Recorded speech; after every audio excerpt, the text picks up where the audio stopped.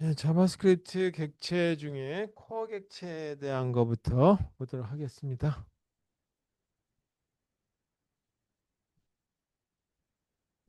잘 안 나오네.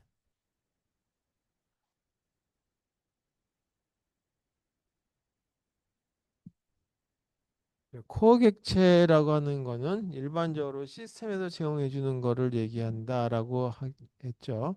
그리고 또 사용자가 만들 수 있는 거. 그래서 보통 이제 이거를 쓰기 위해서는 새로운 어떤 객체를 만들어야 된다라고 얘기하거든요. 그래서 그때 사용하는 게 뭐냐면 뉴라고 하는 나는 새로운 어떤 제품을 만들 거야라고 하는 얘기를 해야 되겠죠. 그래서 뉴라고 하는 키워드를 사용한다 하죠. 자, 이거는 C++도 그렇고 자바도 그렇고 파이썬도 그렇고 다 동일하다. 자, 예를 들어서 이렇게 쓰면 되죠. 이 일반적인 이제 그 코어 객체 중에 하나가 데이터라고 하는 게 있다. 그 데이터라고 하는 게 있는데 이 데이터라고 하는 이게 예를 들어서 클래스다라고 하는데 이 얘기하기 전 먼저 요거부터 하는 게 좋을 것 같아요. 네. 한번 자바라고 하는 거하고 자바스크립트라고 하는 거를 에 대한 개념을 조금 구분해서 한번 보도록 할게요. 자, 자바라고 하는 거에서 클래스라고 하는 이름이 들어가는데 이걸 뭐라고 하냐면 여기서는 이걸 클래스라고 하는 말을 안 쓰고 프로토타입이라고 써요. 그래서 프로토타입 그러면 우리가 일반적으로 제품이 나오기 전에 시제품을 갖다 프로토타입이라고 얘기하죠.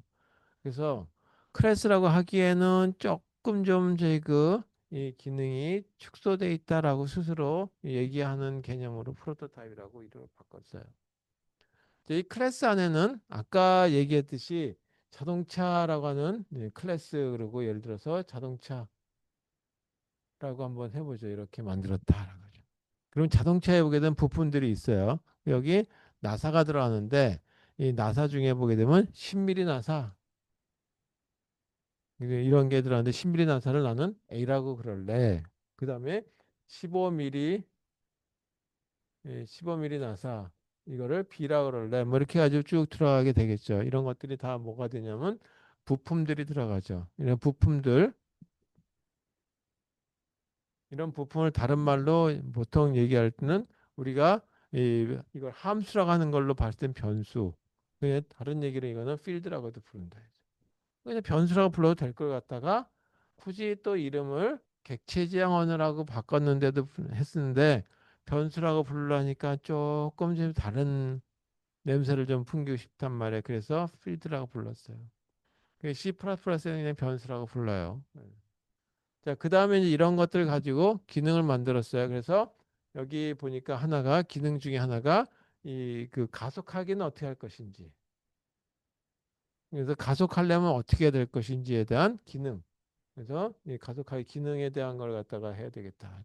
그래서 기능에 대한 거를 작성해야 되니까 어떻게 해야 된다는 걸 써야 되겠죠. 가속하려고 하려면 여기는 나사가 뭐가 들어야 되고 그다음에 뭐 어떤 부품이 사용돼야 되겠고 하는 것들이 여기 쭉 들어갈 거란 말이에요. 그래서 그것들을 어떻게 조합해 가지고 어떻게 이 밟아 들어가든지 돌리든지 하면은 가속하게 나온다. 그다음에 뭐 회전하기 에 대한 기능은 어떻게 할 것인지에 대한 걸 이렇게 쓰게 되죠. 그래서 이런 것들도 다 결국은 함수의 기능인데 함수라고 하니까 또 과거에 있는 냄새하고 진부하단 말이에요. 그래서 이렇게 하지 말고 메소드라고 부르겠다. 이렇게 이름을 붙였어요. 자, 그런 것처럼 이 자바에서는 클래스라고 했는데 여기서는 그보다 조금 더 제 그 기능을 좀 축소했다라고 스스로 생각해서 그런지 몰라도 프로토타입이라고 불렀고 여기는 필드라고 변수들에 대한 것들이 선언되어 있는 부분들이 있었는데 그걸 갖다가 여기서는 뭐라 하냐면 프로퍼티라고 부르겠다 하죠.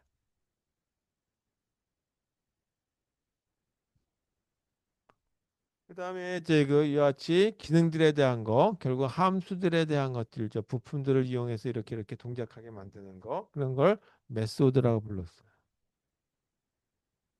여기도 메소드라고 그냥 불렀어요. 이렇게. 네. 자, 이렇게 이름이 돼 있으니까 이런 차이점에 대한 거 가지고 한번 보자 이거죠. 그래서 이런 것들을 보게 되면 프로토타입 중에 여러 가지가 있는데 이 기본적으로 제공되는 거, 이 기본적으로 제공되는 걸 뭐라고 얘기하냐 하면 이걸 갖다가 코어라고 얘기한다 이죠. 코어 프로토타입이라고 얘기해요. 그 중에 하나가 뭐가 있었냐 하면 조금 전에 쓸 데이트라고 하는 거가 있다. 자, 그러면 여기 데이트라고 하는 날짜와 관련된 것들을 하기 위해서 그냥 쓰는 것도 있지만 이거 날짜에 해당되는 거 새로운 제품을 갖다 써야 되겠죠. 그래서 여기다가 new라고 하는 걸 이렇게 쓰는 거예요. new 그리고 데이트 이렇게 쓰는데 이 날짜에 해당되는 것도 그냥 덜렁 쓰는 것이 아니라 초기에 해당되는 값을 써줄 필요가 있겠죠. 그래서 여기가 이 초기 값에 해당되는 걸 여기다 써줘야 되겠다라고 하는 게 들어가게 되는데 그래서 이거는 객체명이 이거는 이제 이걸 클래스명 또 여기서는 이 프로토타입명이 되겠죠. 프로토타입 이름이고 이 안에 들어가는 거는 프로토타입에 대한 어떤 초기값에 들어가는 거죠. 그래서 이걸 통틀어서 뭐라고 얘기했냐면 생성자라고 불러요. 초기화 해준다 그래서 생성자 영어로 컨스트럭터.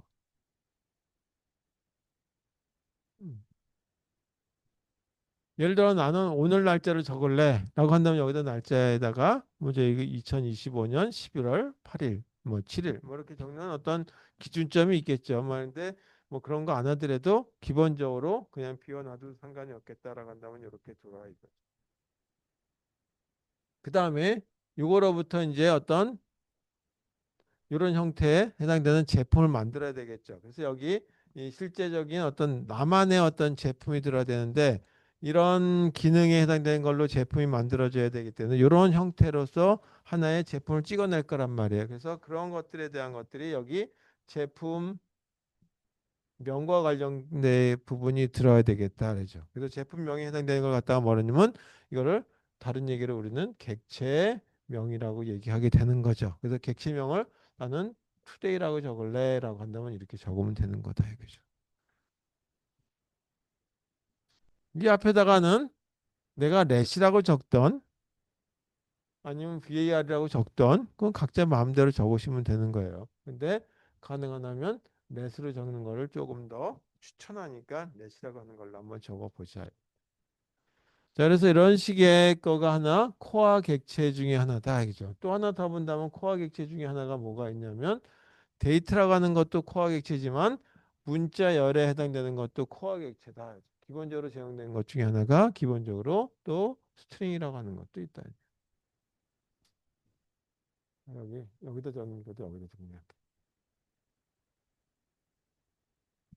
또 하나가 뭐가 있냐면 수학적인 어떤 걸 해야 될 경우들도 있겠죠. 연산을 해야 되는 거, 랜덤 넘버를 발생시켜야 된다든지 그런 건 매스라고 하는. 그래서 이런 여기에 보게 되면 여러 개의 기능들이 있어요. 수학의 도구들.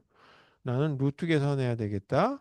아니면 뭐 여기서 제곱근을 구해 제곱을 해야 되겠다. 아니면 이제 그거에 해당되는 세제곱근을 구해야 되겠다. 뭐 여러 가지 해당되는 것들이 있는지 모르겠지만 하여튼 아니면 반올림을 해야 되겠다. 그런 것들이 여기서 다 제공되는 거다라고 하는 거죠. 그래서 이런 것들을 다 시스템에서 제공해 주는 이미 만들어진 걸 썼을 때 그걸 갖다 코어 객체라고 얘기하는 거죠. 제품들이 이미 된 걸 이 그냥 만들어진 거예요.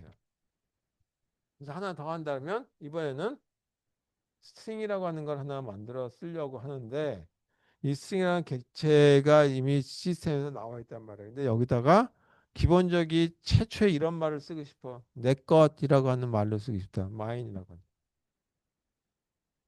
그럼 이렇게 쓰면 되는 거죠. 그럼 이게 초기 값으로 들어가면서 어떤 나만의 그 제품이 만들어져야 되겠죠. 그 나만의 제품을 뭐라고 하냐면 객체명이라고 하는 거다. 그 객체명을 my 이렇게 쓰자. my MSG, 메시지 이렇게 적을 수도 있겠다 이거죠. 그래서 객체명 적고 뒤에 이렇게 쓰는 건 이거는 일반적인 뭐 그 모든 객체 지향 언어들이 이렇게 사용하고 있으니까 보시면 되겠다. 자, 그래서 이런 걸 객체명 또는 참뭐 이렇게 얘기하면 되겠고 그 다음에 이걸 하기 위해서는 새로운 객체를 만들 땐 U라고 하는 연산자를 이용하면 되겠다. 그 다음에 여기 보게 되면 도티 연산자라고 하는 게 있어요.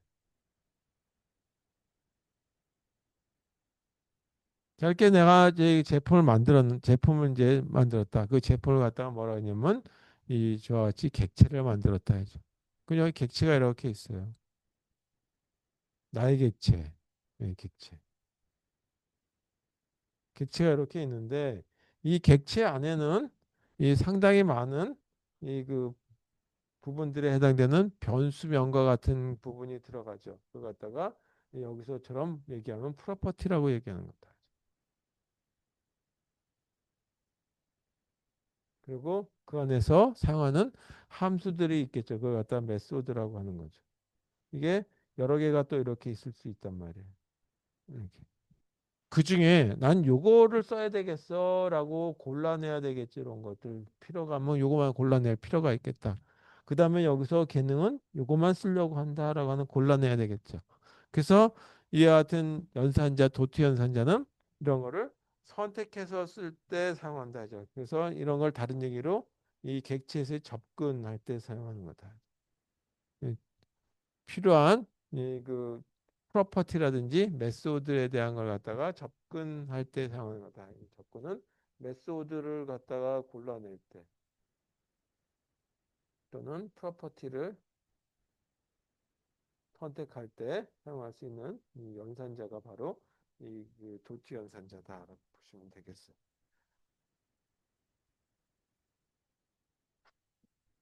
자, 예를 들어서 자, 여기 같이 마이 메시지라고 하는 걸 이렇게 만들었어요.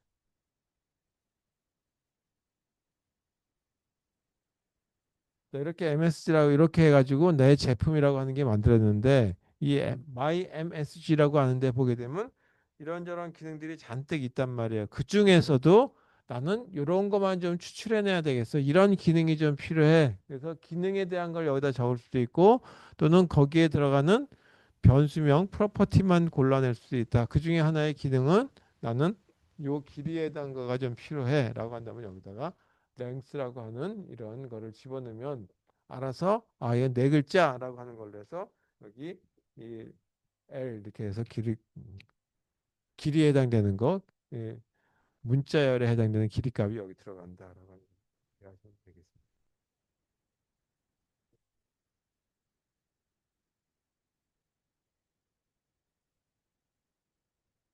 그래서 이렇게 얘기했죠.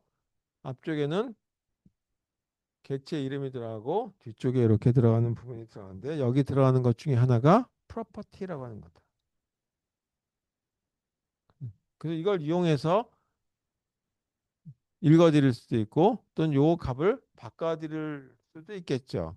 그래서 나는 여기다가 이 값이 데이트였는데 날짜를 바꿔놔야 되겠어? 그러면 이제 그 월을 바꾼다든지 아니면 날을 바꾼다든지 년을 바꿀 수 있겠죠. 그래서 이런 것들을 값을 줄 수도 있고 또는 여기에 해당되는 변수에 대한 거를 읽어서 객체명에서 프로퍼티에 해당되는 걸 읽어드릴 수도 있겠죠.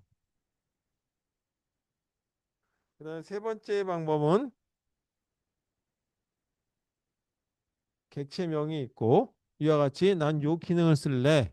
여기서처럼 자동차 회전하기에 대한 것, 핸들을 돌릴 때는 어떻게 어떤 부품들을 조합해야 될 건지에 대한 거. 그래서 그때 사용하는 거가 뭐냐면 함수 이름에 해당되는 거고요. 메소드라고 얘기한다. 자, 함수다 보니까 여기에는 함수에는 매개 변수들이 쭉 들어가죠. 아기먼트 1, 아기먼트 2 이렇게 들어가죠. 그냥 매개 변수라고 쓸게요. 그래서 매개 변수 값들을 여기다 이렇게 선언해서 뜨게 되면 이 그 함수 호출에 해당되는 것처럼 기능을 동작하게 될 것이다. 라고 하는 거를 보시면 되겠습니다. 자, 그러면 여기까지는 데이트라든지 스트링이라든지 하는 것들은 뭐 이거 말고 매스라고 하는 것도 있다라고 더 있다고 많죠. 그거 다 찾아보려면 뭐 한없이 많으니까 여기서 얘기할 필요는 없고 중요한 건 뭐냐면 이런 것들이 없다라고 하는 가정하에서 내가 이제 객체를 만들려고 해. 클래스를 만들려고 해. 그런 경우에 대한 거. 다시 말해서 클래스라고 얘기하는데 클래스라고 하는 말보다는 프로토타입이라고 하는 걸 만들려고 한다라고 했을 때 어떻게 해야 될 것인지에 대한 거를 한번 보자 이거죠. 그래서 이제 이 코어 객체 중에 하나가 U라고 하는 걸로 해서 이미 있던 것도 중요하지만 그것도 잘 활용해야 되겠지만 그 다음에 우리가 해야 될 거는 사용자가 만들어줘야 될 때도 있다 이거죠.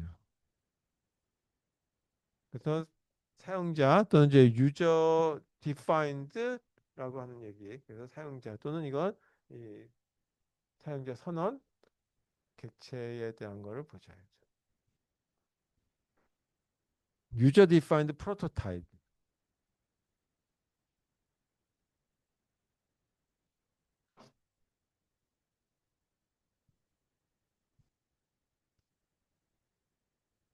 자, 우리 책에 보게 되면 보통 많이들 이렇게 얘기하는데 아까 뭐 자동차처럼 얘기하게 되면 굉장히 좀 복잡해요. 그래서 조금 간단한 예를 가지고 본다면 우리 계좌에 대한 걸 가져 합니다. 객체.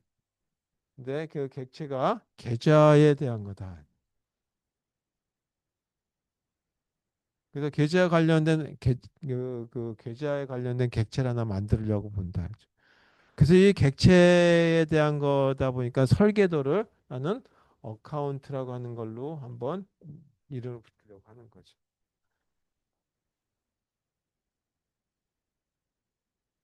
제가 어카운트라고 하는 게 객체명인데 이제 이게 이제 객체라고 하니까 어카운트 보통 클래스명일 땐 이렇게 쓰게 되는데 여기서는 대문자로 제가 썼는데 이제 지금 또 소문자로 쓰도록 하겠습니다. 그래서 이 객체라고 하는 이 어카운트 부분에 들어가서 보게 되면 아까 이렇게 그림을 그렸듯이 뭐가 있냐면 커다란 이 그 어카운트라고 하는 부분에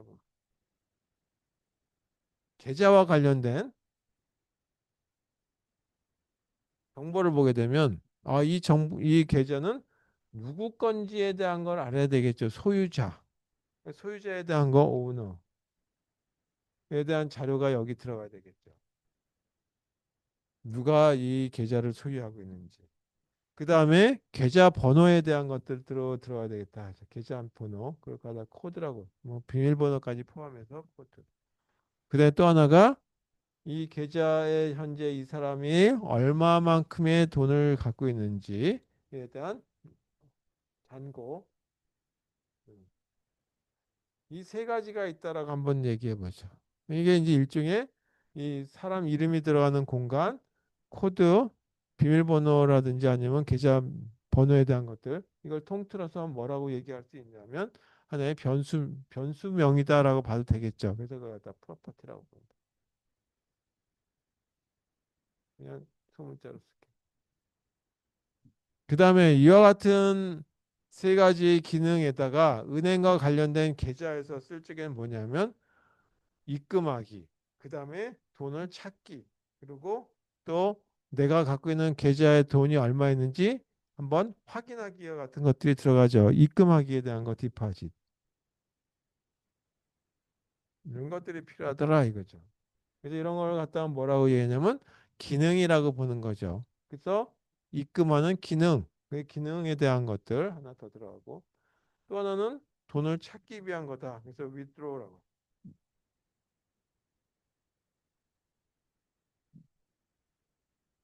이것도 돈을 갖다가 인출하는 기능에 대한 거. 또 하나가 난 잔고가 얼마인지 궁금하단 말이야. 그래서 요청하는 거죠. 내 계좌는 혹시 제 그 휴먼 계좌인지 아닌지도 한번 확인해 볼 필요가 있고 돈은 얼마가 나왔는지도 좀 볼 필요가 있고 그랬을 때 인ኳ어리 이렇게. 뭐 더 있을 수도 있겠지만 요 정도만 가지고 이런 기능들을 좀 추려고 하려고 한다 이제 이런 것들을 다 뭐라고 하냐면 여기 이 사양과 관련된 계좌와 관련된 또는 저희 그이 현재 잔고와 관련된 것들을 확인하고 동작시켜주는 함수들이죠. 그래서 이런 걸 메소드라고 부르는 거예요. 그래서 이것들이 한 덩어리로 합쳐져 가지고 어카운트라고 하는 하나의 객체 오브젝트가 되고 이걸 갖다가 뭐라고 부르냐면 프로토타입이라고 불렀다. 그래서 이런 프로토타입에 해당되는 건데 예를 들어서 이 오너가 홍길동이다. 그럼 홍길동이라고 한 사람에 해당되는 걸 딱 찍어가지고 실제 이런 설계도대로 입금하게 되면 어떻게 동작하고 하는 일반적인 거였다고 한다면 그걸 갖다 좀 더 한 사람 걸로 구체적으로 만들어서 동작하고 할 때 만들어졌던 그런 걸 갖다가 얘기할 때 객체라고 얘기한다. 오브젝트라고. 이거는 설계도에 해당되는 거기 때문에 프로토타입이라고 얘기했어요.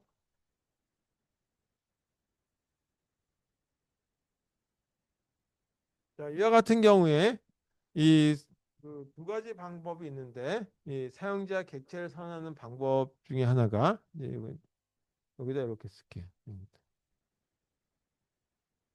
하는 방법이 있는데 사용자 객체를 선언하는 방법이 있는데 이 두 가지 방식이 있다 이죠.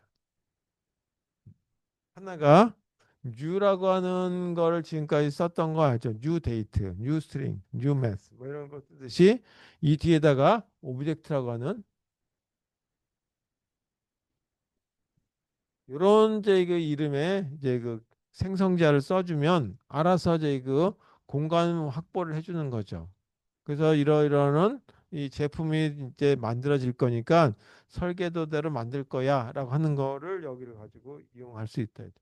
그러면 이거는 오브젝트니까 일반적인 어떤 사용자 객체에 대한 거를 다 통틀어서 쓸 수 있는 거죠. 그래서 이건 이빈 객체를 만드는 거죠.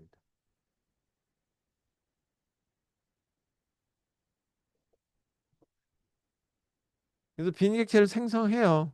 그럼 빈 객체 만들면 뭐 아무 의미가 없는 거죠. 그 다음에 요 이후에 뭘 해야 되냐면 프로퍼티나 메소드에 대한 정의를 해야죠. 그 이후에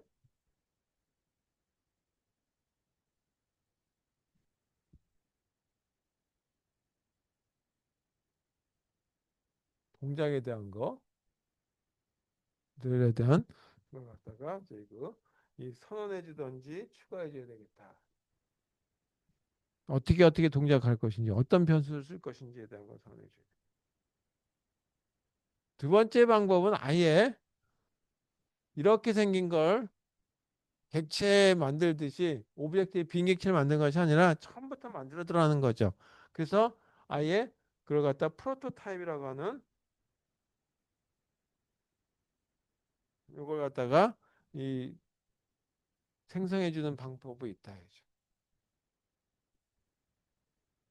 두 가지 방식을 가지고 한번 작성해 보도록 하겠습니다.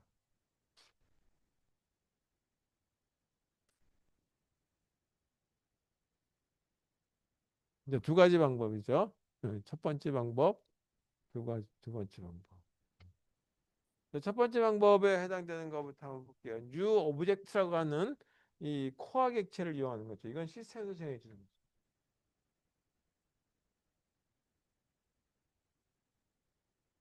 시스템 제공 어떤 객체. 이걸 이용해서 이거는 아예 사용자가 처음부터 설계한 방식이다.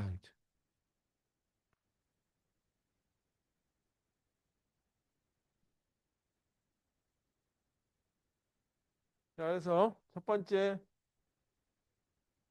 new object라고 하는 걸 이용하는 방법. 그래서 여기다가 가로가 들어갔을 때 이걸 뭐라냐? 생성자라고 얘기한다.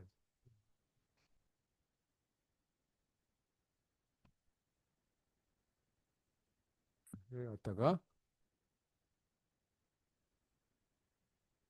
이것도 좀 이상한데 오브젝트라고 하는 코어 객체 사용한다. 자, 이때 하는 방법은 어떻게 쓰냐면 new 오브젝트 가로 이렇게 씁니다. 자, 이렇게 하게 되면 결론적으로 뭐가 만들어지냐면 아무것도 없는 빈 프로퍼티들과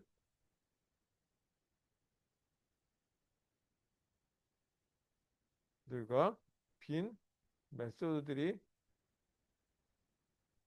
생성되는 거죠.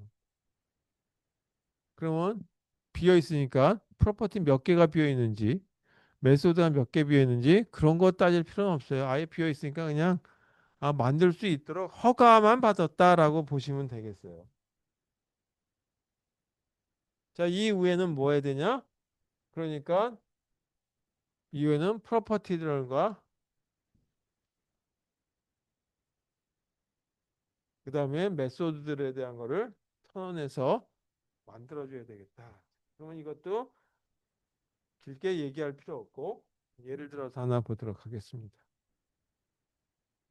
자, 여러분 어카운트라고 하는 이 객체를 하나 나는 만들려고 한다 이거죠. 이거를 객체를 이 제작하려고 한다. 그러면 어떻게 하면 되겠느냐?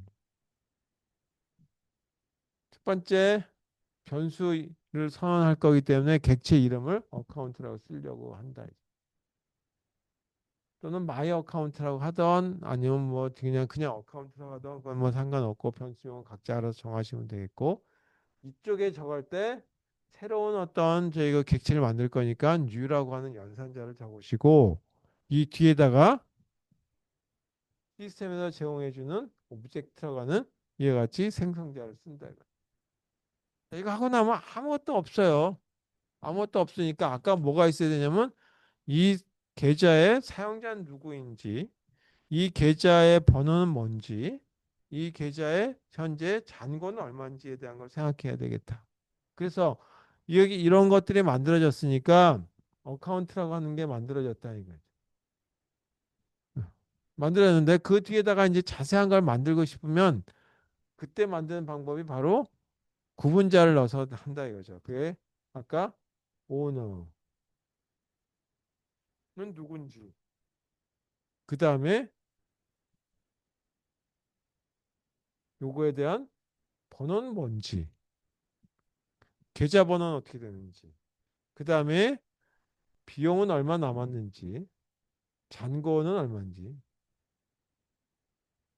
이런 것들에 대한 자료를 넣어주면 되는 거예요. 첫 번째 오너를 보니까 홍길동이다. 넣어주면 되는 거고. 그 다음에 이 비밀번호 여기에 계좌번호는 1, 2, 3, 4였다라고 한다면 1, 2, 3, 4 넣어주면 되겠고 그리고 현재 이 계좌에 잔고는 1,000원이 있다. 이렇게 생각할 수 있겠죠. 그래서 이 세 가지 거에 대한 것들을 이렇게 변수를 이용해서 각각에 해당되는 것들을 이용해서 추가해 가지고 집어넣어주면 되죠. 그래서 이런 게 프로퍼, 프로퍼티라고 하는 필드 또는 변수들에 대한 거, 각 객체 안에 들어가는 거에 변수명은 이런 것들 쓸 거다라고 하는 프로퍼티들에 대한 거를 초기화해 주는 작업해 주는 거죠.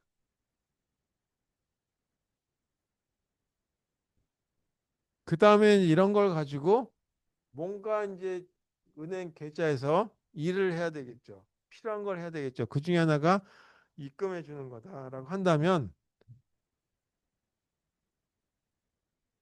펑션이라고 여기서는 쓰게 돼 있다 이거죠. 그래서 그때 디파짓이라고 하는 이런 함수 이름을 여기다 적어주는데 여기다 메소드라고 안 쓰고 펑션이라고 쓴다.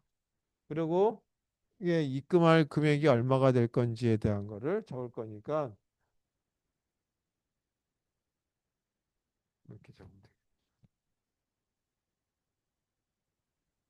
자, 그러면 어떻게 되냐면 입금할 거니까 입금을 하는데 이만큼의 돈이 불어나겠죠. 그럼 현재 1,000원 있는 데다가 요만큼 불어나야 되니까 요 밸런스라고 하는 데다가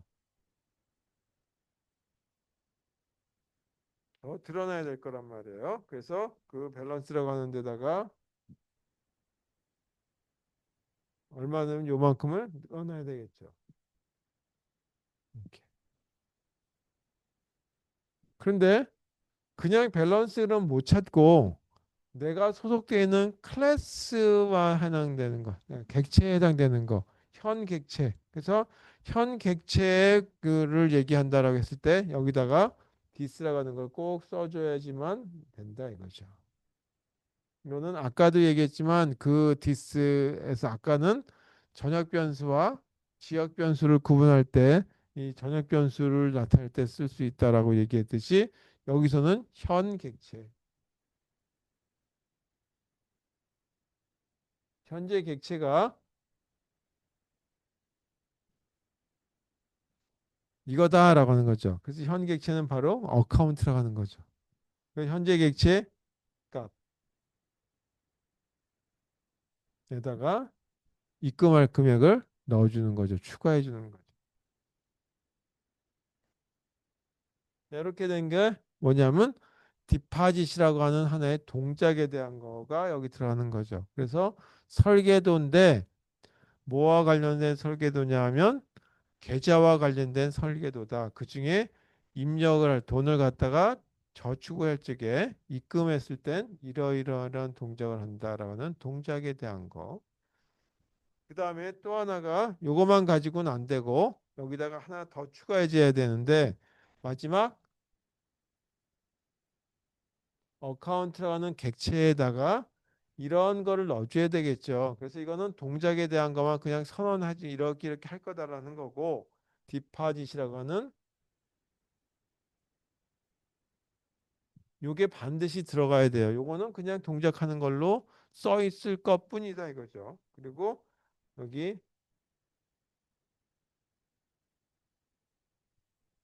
네. 그래서 여기서 여기까지가 여기 한 묶음이 돼야 돼요. 이렇게 해가지고 메소드라고 하는 동작 그중에 디파짓 입금과 관련된 그 메소드에 대한 동작이 추가되는 거예요. 반드시 이게 들어가야 된다. 이거 없으면 그냥 선언하는 걸로 끝이에요. 이렇게 되는구나 라고 하는 건데 이게 있음으로 해가지고 객체에다가 추가해 주는 부분이 들어가는 거예요.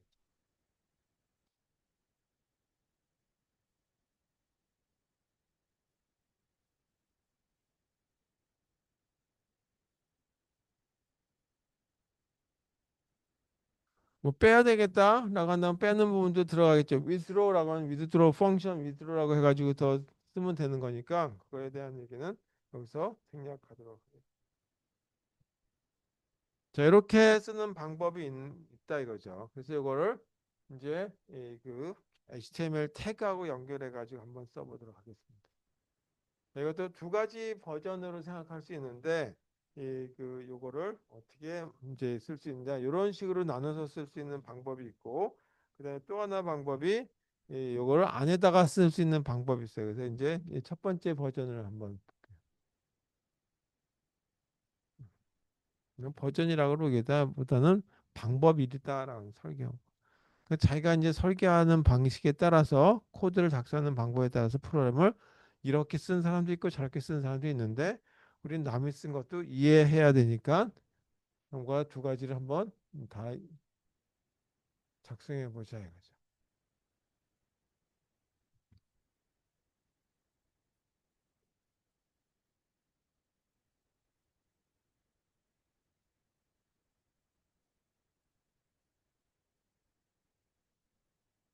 자, 이번에는 오브젝트라고 하는 걸 이용했다.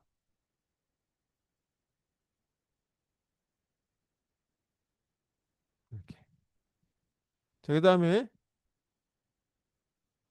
이 스크립트 여기다 작성할게. 자, 그래서 자바스크립트는 헤드 부분에 작성이 돼도 되고 바디 부분에 들어가도 된다라고 얘기했어. 나중에 펑션. 그다음에 네, 디파짓이라고 하는 거 썼죠. 함수에 대한 건 먼저 정해.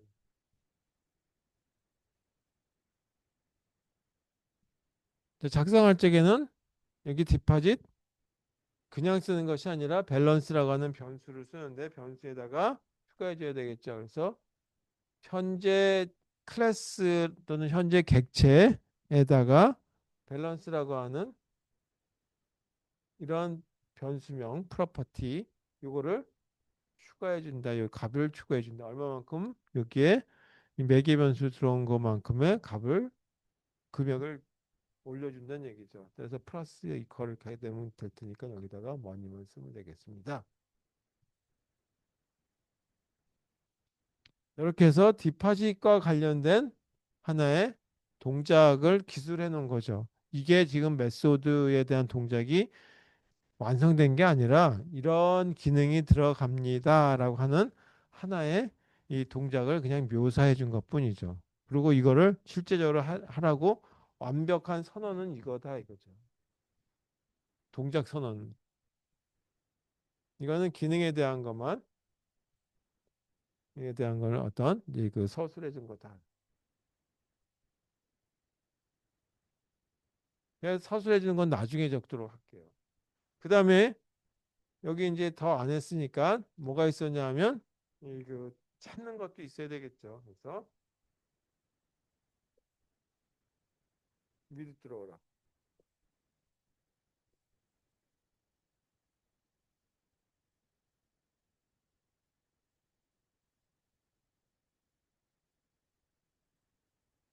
그래서 여기 매개 변수로 되어 있는 값만큼 이번에는 금액을 인출하려고 합니다.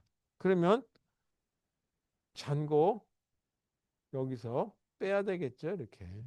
그런데 그냥 빼는 것이 아니라 현 객체에 있는 잔고 값이죠. 그래서 이건 디스. 이게 현장 이게 홍길동 건지 장길상 건지 그런 것들을 여기 명시해 주는 거다라고 보시면 되겠어요. 그래서 만약에 홍길동이다 그럼 홍길동의 잔고라는 뜻이다. 여기 얼마만큼 빼냐? 요만큼 빼라 이거죠.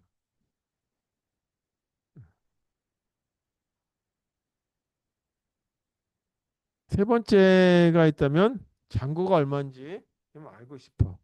그걸 인콰이어리라고 얘기해.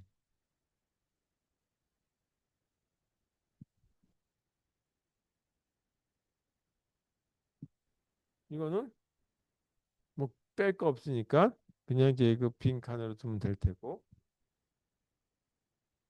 알기만 하면 되는 거죠. 뭐만 하면 되냐면 밸런스만 하면 되겠다.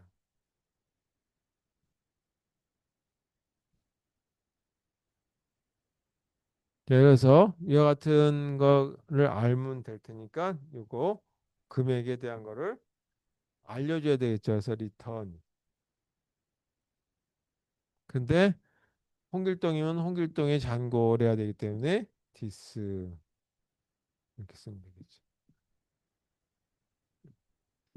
자, 여기도 보게 되면 withdraw라고 하는 건데 값을 이렇게 뺐어요.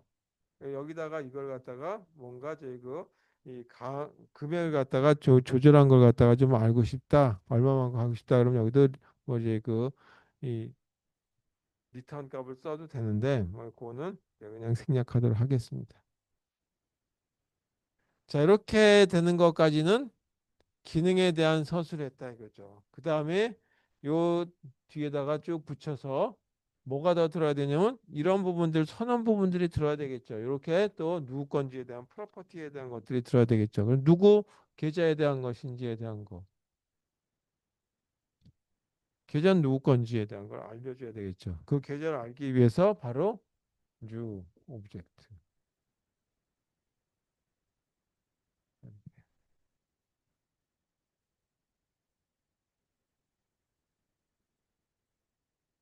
그러면 하나의 객체가 만들어지는데 이 객체가 홍길동 건지 아니면 이순신 장군 분 건지 누구 건지 모르겠단 말이에요. 그래서 그거 정확하게 해줘야 되겠죠. 오너는 누구다라고 하는 거. 자, 이렇게 함으로써 홍길동이라고 하는 사람의 이 어카운트라는 객체가 이제 완성되기 시작하는 거죠. 이제 시작이에요. 여기에 계좌 번호는 1, 2, 3, 4로 하자. 그 다음에 잔고는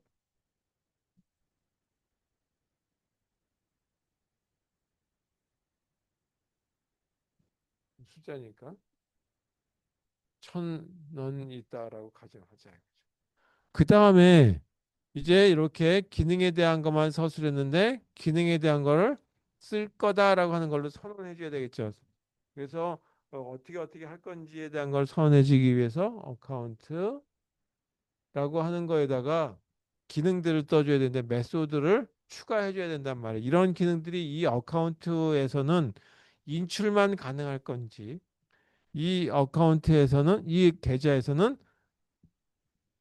이와 같이 이 확인만 가능한다든지 아니면은 이 그 인출이 안 되고 디파짓이라고 하는 입금만 가능하다든지 하는 것들을 선언해 줘야 되겠죠. 그래서 여기다 기능에 대한 것들을 넣어줘야 되는데 그 중에 하나가 디파짓에 대한 거 가능하게 하겠다라고 한다면 디파짓 그리고 디파짓 이거는 왜 이렇게 두 개를 쓰냐 문법이 이렇게 생겼으니까 그냥 이렇게 따라 쓸 수밖에 없어요. 자바스크립트에서 이렇게 만들었으니까. 그 다음에 또 이 어카운트라고 하는 객체 안에 또 다른 기능 중에 하나는 인출하는 withdraw라고 하는 게 있다. 여기도 withdraw라고 하는 걸 쓰는 거죠.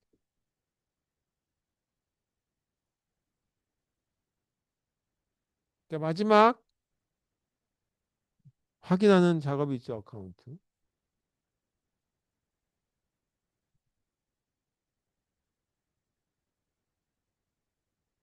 자, 이렇게 함으로써 자, 여기 세 개에 해당되는 거 프로퍼티에 대한 거를 결정해 준 거죠. 그 다음에 여기는 메소드들에 대한 것들을 선언해 주는 거죠. 결정해 준 거죠. 자, 이렇게 해서 자바스크립트로 클래스에 대한 유저 디파인드 클래스에 대한 것들이 이렇게 선언됐다. 여기 공간이 없어서 여기다 쓸게.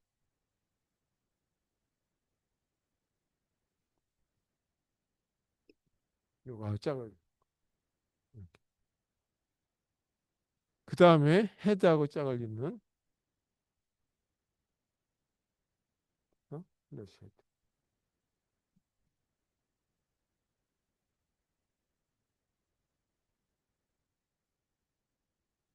자, 공간이 없으니까 여기다 적을게.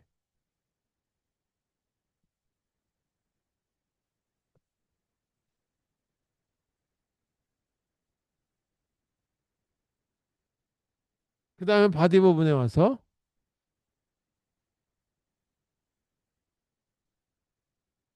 스크립트라고 하는 걸 하나 여기다 적는데 자바스크립트 적는데 이번에는 실제적으로 계좌에다가 돈을 입금하기도 하고 인출하기도 하고 하는 것들에 대한 걸 한번 작성해 보자. 그럼 누구 건지에 대한 걸 확인해 보자. 그래서 여기다가 이 인사하기 위해서는 다큐멘트라고 하는 이런 객체를 이용해서 나타내게 되는 거죠. 이게 바로 뭐냐 하면 이게 DOM에 하는 사용하는 하나의 그 객체라고 보시면 돼요. Right. 그러면 그 중에 이 그 객체 안에 있는 내용을 인쇄해 주는 거죠. 그냥 여기다가 인쇄해 주는데 여기는 다운편에 있는 그대로 인쇄되는 거죠. 어카운트. 누구 건지에 대한 걸 한번 나타내 보자. 그다음에 이 그 어카운트 계좌의 소유자는 누군지에 대한 것도 인쇄해 보자.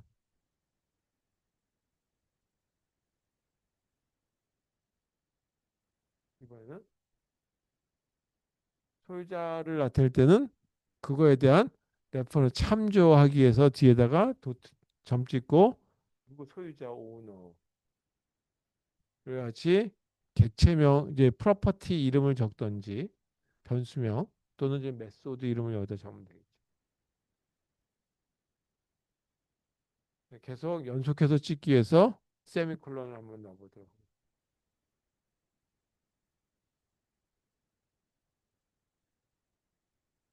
그다음에 계좌번호는 어떻게 되는지 어카운트 점 코드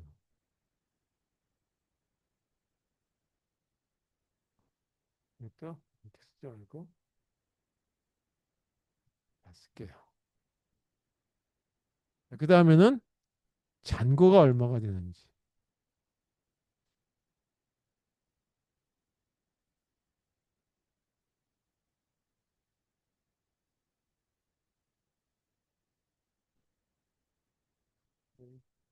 이걸로 다음 줄로 나타내도록 하고.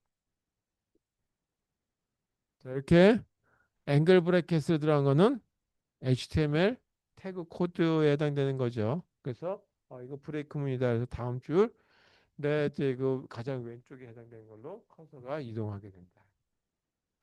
자, 이건 그냥 단순하게 인쇄해 주는 거죠. 이건 단순 인쇄 부분이다. 지금부터는 이제 객체에 해당되는 걸 갖다가 값을 물론 여기도 이런 것들 호출하는 그 갖다 참조해 주는 부분들은 들어갔어요. 자, 이번에는 어카운트라고 하는 객체를 만들었는데 이 객체에다가 입금을 하려고 한다. 그래서 나는 입금한 거 디파짓이라고 하는 이런 메소드를 보게 되면 매개 변수로서 값을 하나 주게 돼 있죠. 여기 10,000원을 입금. 그러면 입금에 대한 기능을 할 테고 입금하고 났을 때 잔고가 얼마인지 한번 인쇄해 보자.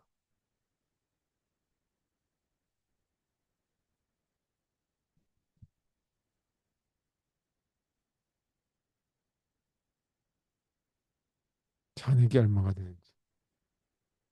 자, 그때 볼 수 있는 거가 바로 어카운트하고 밸런스라고 여기다 써도 되는데 이렇게 써도 되죠. 이렇게 써도 되는데 인콰이리라고 하는 이걸 썼으니까 인콰이리라고 하는 걸 불러보도록 하겠습니다. 이렇게 부르나 여기다가 잔고에 해당되는 밸런스 값을 쓰던지 뭐 상관없다.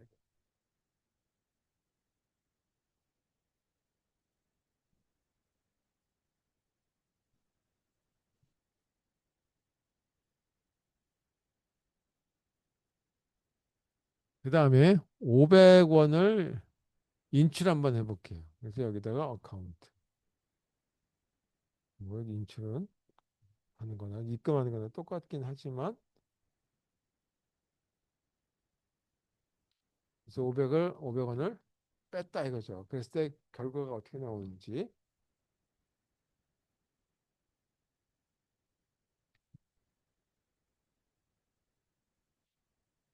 여기도 인콰이리라고 하는 걸 불러도 되고 또는 밸런스를 불러도 되겠죠.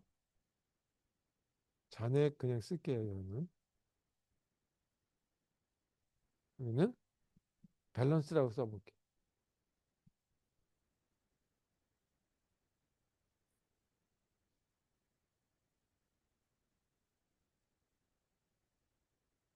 이렇게 하는 걸로 자바스크립트와 HTML5에 해당되는 코드들을 연동해서 작성했다.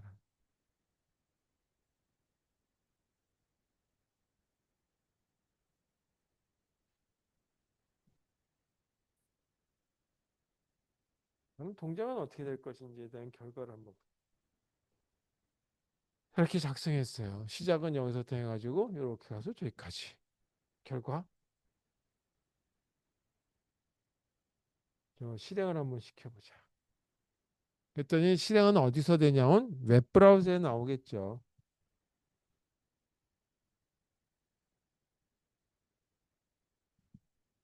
웹브라우저에 나오니까 여기도 물론 이렇게 그 뭔가 나오고 타이틀 뭐라 하냐 오브젝트 사용이라고 이렇게 생긴 타이틀이 들어가 있는 부분이 만들어졌겠죠. 자, 시작은 어디서 시작하냐면 바디 부분에서 시작하겠죠. 먼저 어카운트라고 하는 걸 찍고 콜론 이렇게 되게 되면 라이트 문이 있으니까 이 뒤에 졸졸졸 따라 붙는단 말이에요. 그 중에 어카운트 오너라고 했어요. 이게 오너 누구로 했냐면 먼저 여기에 홍길동 그다음에 계좌번호는 1, 2, 3, 4 여기는 1000에서 여기는 홍길동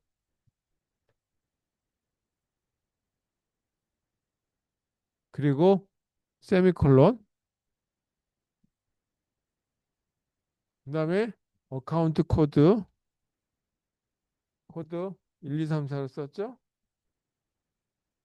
그리고 또 다시 세미콜론 밸런스 얼마였냐면 1,000원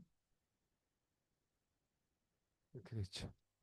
그 다음에 브레이크 문이 들어갔어요. 브레이크 문이 들어가면 일로 다음 줄로 나오는 거죠. 다음 줄 가장 왼쪽에. 자, 그다음에 뭐 하냐면 디파짓 만 하고 난 다음에 이걸 했으니까 잔액 그렇게 나옵니다. 자, 만 했으니까 디파짓이라고 하는 이 함수에 여기 만 원이 들어가서 현재 천 원에다가 만이 이렇게 추가되니까 만 천 원이 여기 이렇게 되겠죠. 따라서 잔액 그리고 인카열이라고 했으니까 인카열이는 만천. 자, 인카열이라고 하는 거는 리턴 값을 보는데 뭐냐면 밸런스라고 하는 변수 값을 그냥 넘겨주는 거죠. 이렇게. 그래서 여기 만천.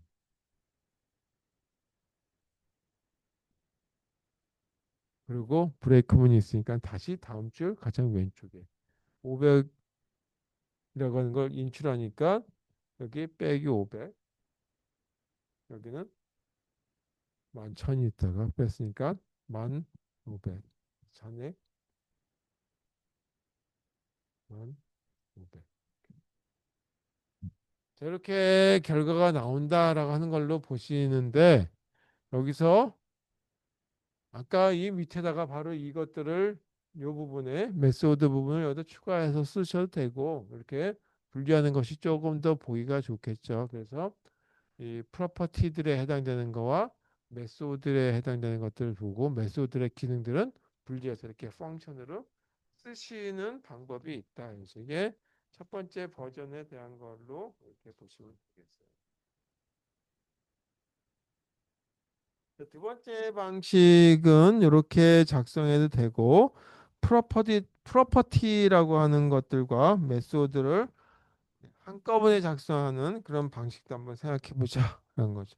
제가 어떻게 작성하느냐에 따라서 뭐 저 자기 편리한 대로 쓰시면 돼요. 그래서 보통 기업에 들어가서 일을 하게 보게 되면 뭐 처음에 자기 혼자 개발한 사람도 있긴 하겠지만 자기 위에 선임자들이 있죠. 뭐 그걸 뭐 사수니 부사수니 뭐 이렇게 얘기하는데 그 사람들한테 조금 이렇게 이 배우기도 하고 기존에 있던 자료들에 따라서 이 보게 돼요. 그렇게 되면 지금 하는 이 버전 1 방식을 선호하게 될지 지금 하게 될 버전 2 방식을 선호하게 될지는 각자 알아서 보시면 되겠습니다. 거기 가서 하게 될 건데 문제는 누가 작성했던 간에 코드를 읽을 수 있는 능력은 키워야 되겠다는 얘기죠. 그래서 이런 것도 또 해본다. 자, 여기서는 두 번째 버전은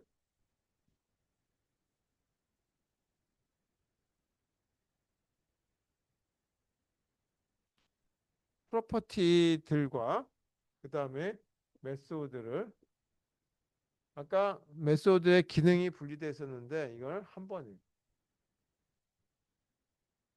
작성하는 방식을 가지고 얘기해 보겠다.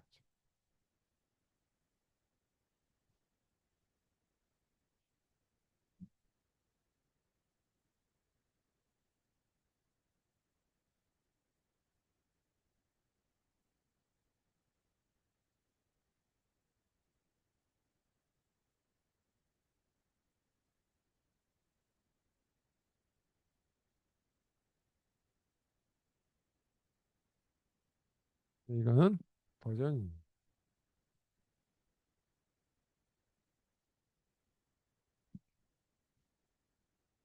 제가 드린 자료에 있어요.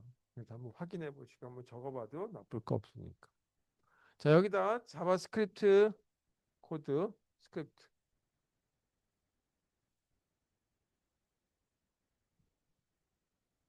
아까 보게 되면 어카운트라는 객체를 만들어 가지고 따로 제 그 홍길동인이 계좌번호 1, 2, 3, 4 이렇게 적었죠. 여기다 아예 처음부터 다 집어넣는 거예요. 그랬을 때 어카운트라는 객체를 만들 거다라고 하는 거죠. 그래서 여기다가 보게 되면 소유자는 누구, 메소드는 뭐 이렇게 정할 거다 얘기죠. 그래서 그때 이와 같이 중괄호를 여기다 적는 거예요. 그러니까 변수 선언이니까 넷이라고 하는 걸 여기다 써도 되고 뭐 꼭 안 써도 큰 문제는 없겠다 이거죠. 근데 일반적으로 렛을 써라. 여기 보게 되면 오너가 있었죠. 그리고 이렇게 써 이제 오너를 콜론하고 난 다음에 이제 아예 처음부터 여기다 다 쓰는 거지. 코드는 어떤 거. 그 다음에 잔고 어떤 거. 이렇게 해서 콜론을 붙이시고 값을 초기값을 주면 되죠. 오는 홍길동으로. 마치 데이터베이스 쓰듯이 이렇게 쓴다 이거죠. 그 다음에 여기다가 세미콜론을 적는 것이 아니라 쉼표를 적는다. 어차피 이거는 계속 줄줄줄 적어야 되기 때문에.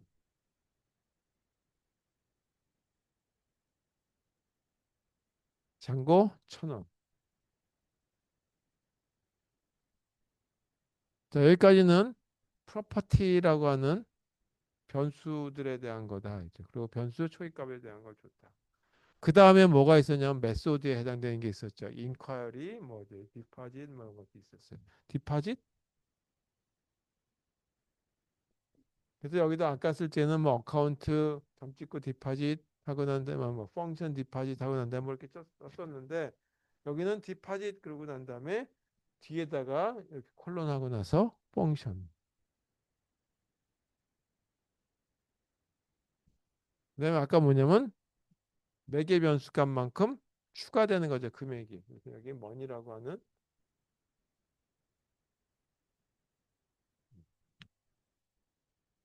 이만큼 금액이 늘어날 거죠. 어디에 늘어날 거냐면 이 밸런스라고 하는데 늘어날 건데 이 밸런스는 그냥 쓰는 것이 아니라 홍길동이라고 하는 사람의 어카운트의 밸런스다. 그래서 여기는 디스라고 하는 걸 써줘야 된다.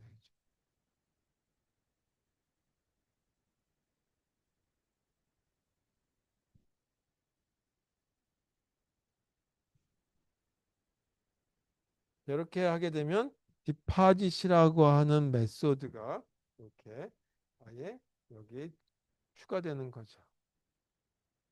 자, 그리고 이걸로 끝이 아니라 또 다른 메소드를 적고 싶으면 쉼표를 적어라. 자, withdraw라고 하는 걸 하나 더.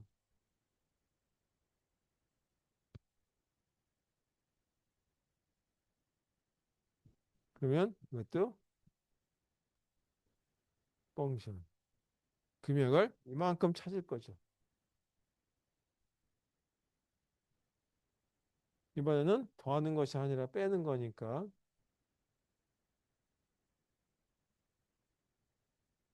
빼기 이퀄하고 뭐니.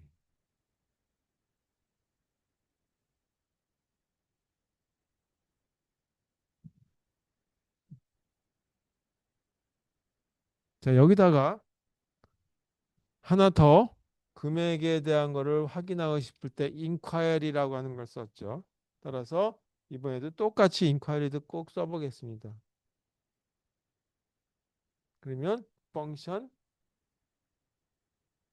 쓰시면 되겠고 여기 기능은 뭐 입금하거나 빼는 게 없으니까 매개 변수는 필요가 없고 그냥 리턴 값만 주면 되겠죠. 그래서 여기다가 리턴.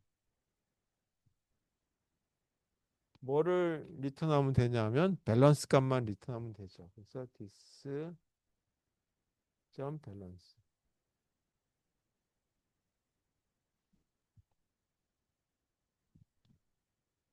자, 이렇게 해서 세 개에 해당되는 메소드들이 이렇게 선언이 됐죠. 자, 이것만 가지고 하는 것이 아니라 여기에 가로, 이 가로의 짝을 이루어야 되겠죠, 이 짝. 그래서 빨간색으로 표시된 가로, 이거에 쭉 내려가서 빨간색으로. 그래서 요 짝을 이루는 가로 닫는 게 있어야 되겠죠. 그럼 가로인데 여기 렛이라고 이렇게 쓴 걸로 봤을 때 이거를 하나의 한 센텐스로 보는 거지 하나의 명령어. 그래서 이 부분에는 이렇게 써야 돼요. 그리고 스크립트.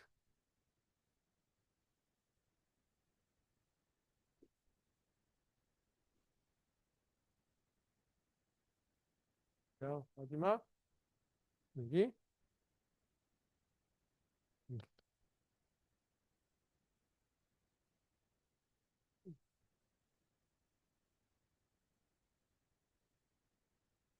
나머지 바디 부분은 부터 시작해가지고 엔드 바디까지 그리고 마지막 HTML까지 슬래시 HTML까지 요 부분 있죠 요거 이건 여기가 똑같이 작성하면 된다 이거 그대로 여기다 쓰시면 돼요. 이건 여기다가 이렇게 들어가면 돼요.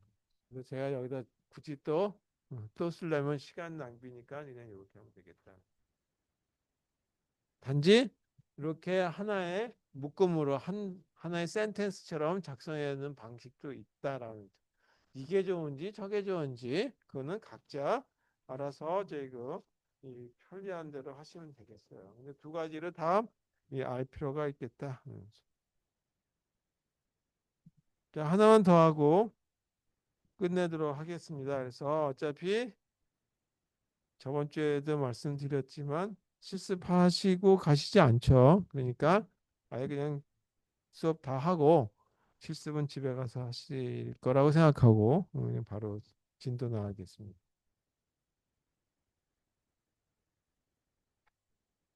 자, 먼저 질문 있으세요? 없으면 이렇게 하는 방법이 있고 실제 이제 저 같은 경우는 이 첫 번째 방식이나 이 방식을 별로 선호하는 방식은 아니에요. 클래스라고 하는 개념을 정해서 딱 정하고 나서 쓰는 거 지금 하는 걸 더 좋아해요. 그리고 이렇게 하는 게 어떻겠냐라고 저도 한다면 추천하는 이렇게 한다. 이게 그것도 저의 추천 아니지 다른 사람은 아예 난 아니야라고 한다면 할 말 없는 거고 왜냐면 이게 조금 더 제 눈에는 잘 들어오더라 이거죠. 왜냐하면 뭐 자바나 C++를 썼던 사람들은 이런 걸 더 좋아한다. 그래서 그게 바로 이거.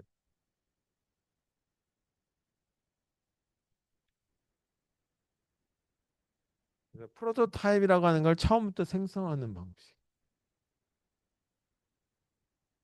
자, 프로토타입이라고 하는 거는 어떻게 만드냐? 자, 자바나 아니면 파이썬 같은 데 보게 되면 클래스라고 하는 키워드가 있었어요. 근데 여기는 특별하게 프로토타입 만들기 위해는 어떤 클래스라고 하는 키워드가 없어요. 뭘로 하냐면 펑션이라고 하는 걸 이용한다. 그래서 펑션이라고 하는 걸로 작성.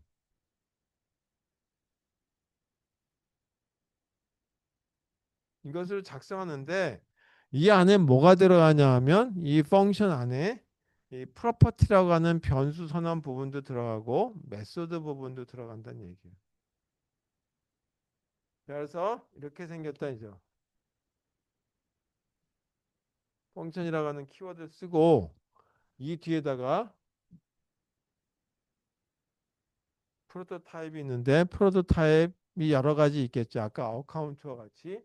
음. 자, 그전에 이걸 갖다가 클래스라고 하고 클래스 네임 적듯이 이렇게 쓴다 이게. 거기 보게 되면 여러 가지에 대한 것들을 받아들이는 부분들이 있을 거란 말이에요. 그래서 이제 클래스 선언에는 이런 건 없었는데 여기서는 이런 것들이 들어가요. 아기만 들어가는 게 함수다 보니까 이런 것나 이런 것들을 좀 받아들여서 쓰겠다라고. 아규먼트라고 얘기하는데 결국은 매개 변수들 그런 걸 갖다가 이 형식 매개 변수 이렇게 얘기하죠.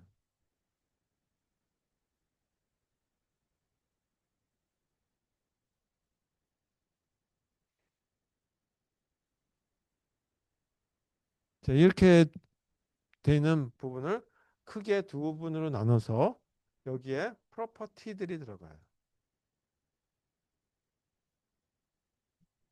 프로퍼티를 갖다가 여기 선언 부분 또는 만들기라고 할까요? 부분이 여기 들어간다.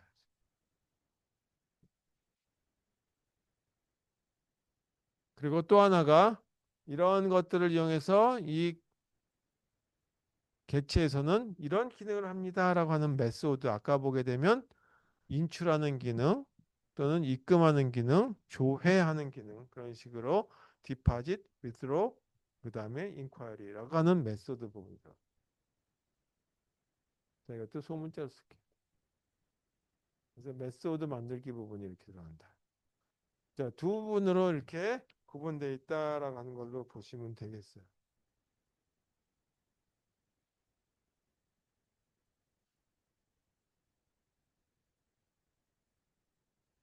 네, 예를 들어서 아까 했던 것처럼 본다면 이렇게 생겼겠죠. 펑션. 그 다음에 여기 이렇게 대문자로 썼다는 얘기는 뭐냐면 대문자는 대문자로 시작하는 거를 추천한다라고 하는 거죠. 그래서 일반적으로 클래스 이름과 같은 경우 또는 프로토타입 이름과 같은 경우는 대문자로 써라라고 하는 것이 추천 아니에요. 그래서 아까 보게 되면 데이트 할 때 진짜 대문자로 쓰죠. 이렇게.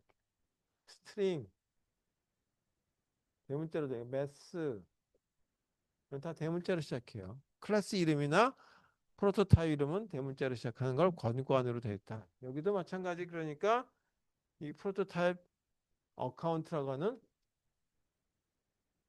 그걸 새로 만들 건데 대문자로 시작하는 걸로 해라. 그럼 아 이거는 지금 저희 그 하나의 객체명이 아니라 형태구나 설계도구나라고 하는 걸로 구분한다. 그러니까 객체라고 하는 거와 프로토타입을 구분할 때 대문자로 시작하냐 소문자로 시작하냐 차이가 난다. 자, 아까 보게 되면 이 어카운트라고 하는 거에 이 세 가지가 있었죠. 소유자가 누군지.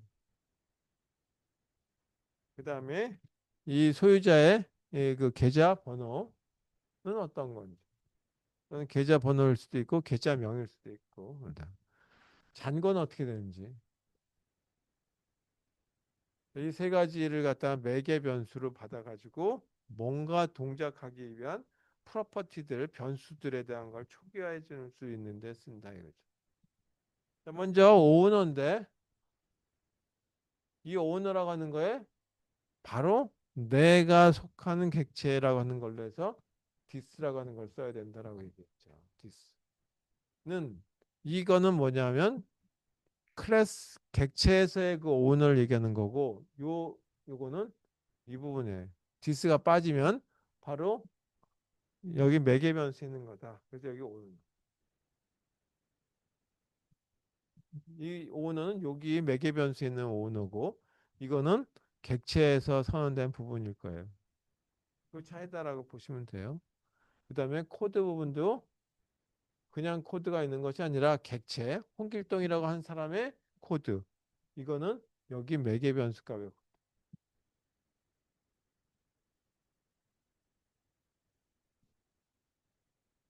세 번째는 밸런스에 해당되는 거. 그래서 이것도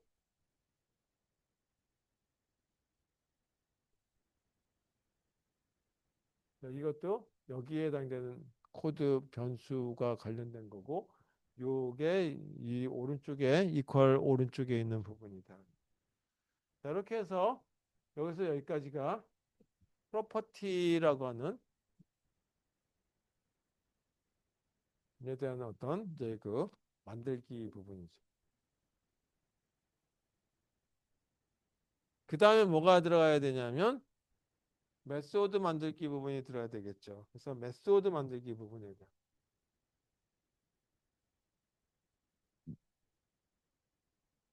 자, 메소드 만들기에 디파짓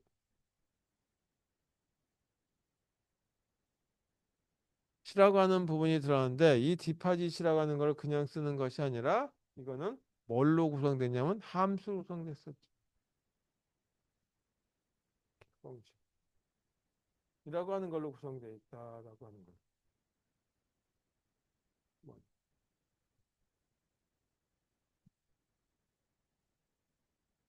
그리고 그냥 디파짓이 아니라 이거는 객체 홍길동이면 홍길동이라고 하는 사람에서의 그 관련된 객체와 관련된 디파짓의 동작 입금하는 동작이 있어. 따라서 디스를 붙여줘야 됩니다. 자, 이거는 이 함수는 현재 잔고에 이만큼을 더 추가해주면 되는 거죠. 더해주면 됩니다. 이렇게 해서 디파짓이라고 하는 함수 어떤 메소드에 대한 부분이 완성이 됐어요. 그 만들기 작업. 두 번째 하나는 withdraw.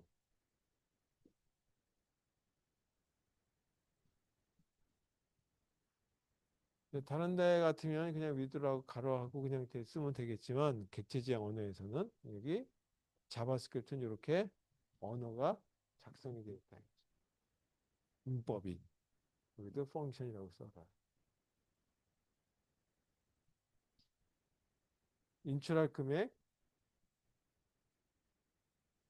그 다음에 그 금액을 현재 잔고에서 빼야 되겠죠.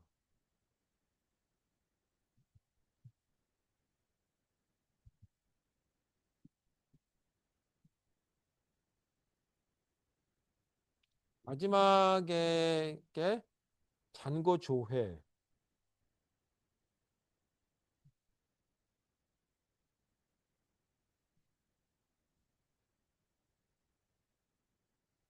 조회할 거니까 입금할 것도 없으니까 여기는 가로에 매개 변수는 필요 없으니까 그냥 빈칸. 그리고 밸런스만 리턴하면 되죠.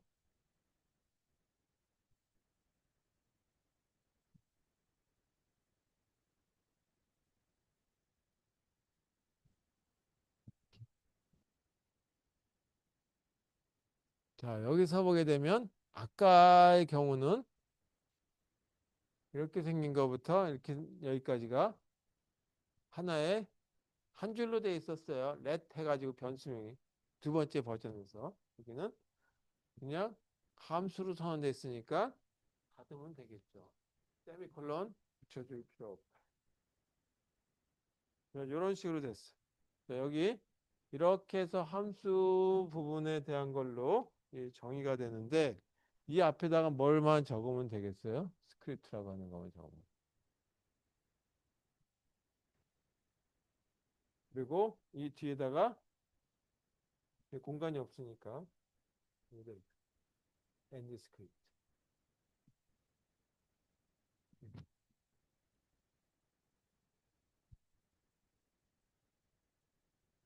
물론 여기에 헤드라고 하는 걸 더 적으면 좋겠죠. 물론 타이틀도 적고 그리고 여기 더 들어가면 슬래시 헤드 이렇게 들어가.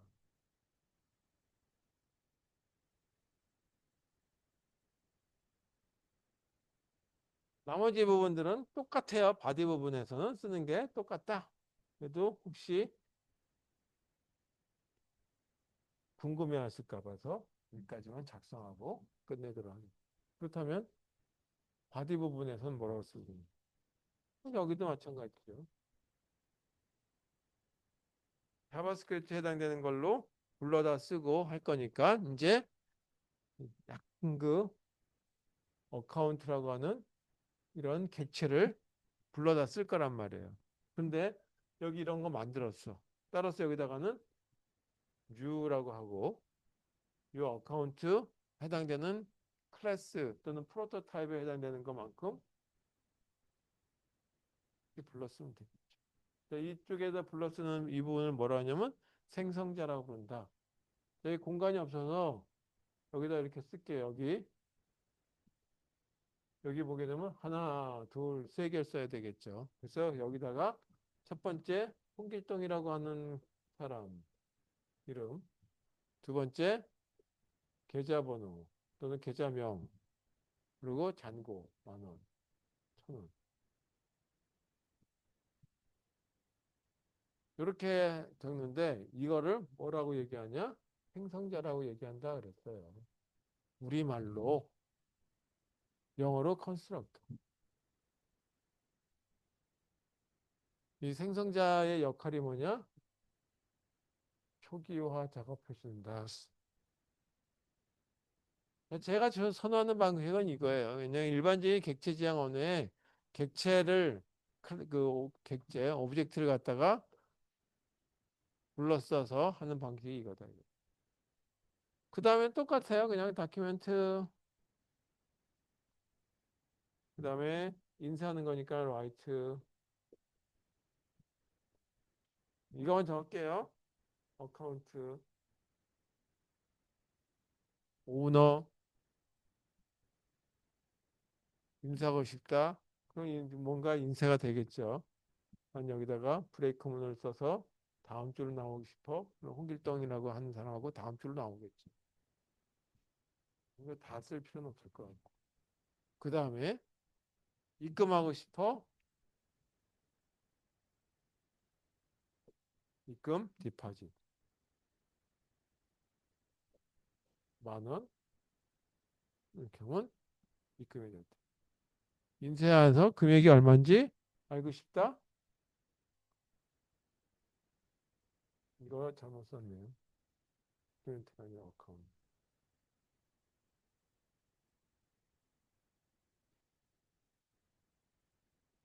자, 어카운트라고 하는 객체에 입금하는 거. 그 다음에 거기에 해당되는 거 빼내고 싶다. 인쇄하고 싶다. 뭐만 보면 되냐? 어카운트라고 하는 객체죠. 홍길동이라고 하는 사람의 거. 여기 홍길동 1, 2, 3, 4 1,000원 들어갔는데 10,000원까지 입금했을 때 금액이 얼마인지 달라있어. 이렇게 봐도 되고 아니면 여기다가 어카운트 인콰리 가로 닫고 열고 닫고 계속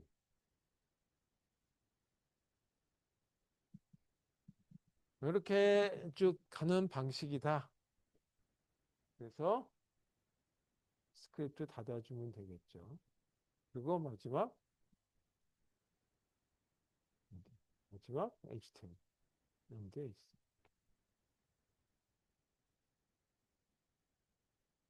자, 이상으로 일반적인 코어 객체 만드는 경우에 대한 거, 코어 객체를 이용하는 방법, 코어 객체 중에 뭐 자세하게는 안 하고 데이트라고 하는 거에 대한 건 이렇게 한다라고 하는 걸로 그냥 어, 뭐 불러 쓰는 거니까 이렇게 하고 저희들은 핵심은 여기서 유저 디파인드 코어 객체, 유저 디파인드 제 그 프로토타입 만드는 걸 위주로 설명을 했습니다. 그래서 이거에다가 이제 지금부터 한다는 게 아니라 다음 주에 이제 다 끝내려고 하는 것 중에 하나가 우리가 먼저 이 그 HTML 태그로 만들어져 있는 웹 페이지를 조금 더 다이나믹하게 만들기 위해서 DOM이라고 하는 거에 대한 걸 얘기하게 되겠다 이거죠. 그래서 이것도 오브젝트 모델인데 이 다크앤 오브젝트 모델에서 요거에 대한 거는 다음 시간부터 완성하고 요거까지 해서 BOM까지 한번 보도록 하겠습니다. 그거 하고 난 다음에는 이제 실제적으로 이 화면에다가 어떻게 이제 이 그래픽 화면은 어떻게 띄우고 하는 것까지 해보고 그리고 나서 5번 수업이 남았나 그러거든요. 그래서 그러고 나서 이 시간이 또 충분히 남아 있으면 이 우리 이게 스마트폰에서 할 수 있는 환경까지 한번 해보도록 하겠습니다. 자, 질문 있으세요? 없으면 실습 자료는 그 7번이 아마 올라갔을 거예요. 7번, 8번까지 될까? 그러다 7번, 8번 들어갔나? 근데 8번은 아직까지 수업을 안 했고, 그래서 이 7번, 6번, 7번이 저번 주에 있었는데, 이 7번이 다시 올라가 있으니까 한번 실습 7 집에서라도 꼭 해보시고요. 그리고 심심하실 테니까 다음 주에는 이 정도까지 했으면 과제가 하나 나가는 게 이제 여러분들이 즐거워하실 것 같아가지고 제가 꼭 드리도록 하겠습니다. 근데 혹시 저 이산 수학 들으신 분들 또 과제가 하나 또 나올 것 같아 좀 미안하긴 한데 그래서 어, 많이 배우러 오셨으니까 그래서 열심히 해주시면 고맙겠습니다. 질문 있으세요? 혹시 오늘 또 예비군 훈련 있었어요? 없었어요? 네. 수고하셨습니다.